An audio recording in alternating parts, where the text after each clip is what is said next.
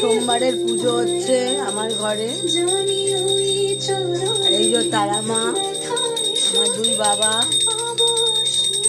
বড় মা, আমার সোনা, এইটা আমার সোনা দেখো বন্ধুরা, আর আমার মেয়ে।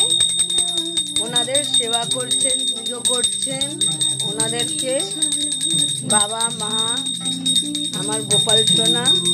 সোমবারের পুজো আমার ঘরে। কেমন লাগলো বন্ধুরা বলো? আমার মেয়ে পুজো করছে। আর আমার চ্যানেলটা সাবস্ক্রাইবার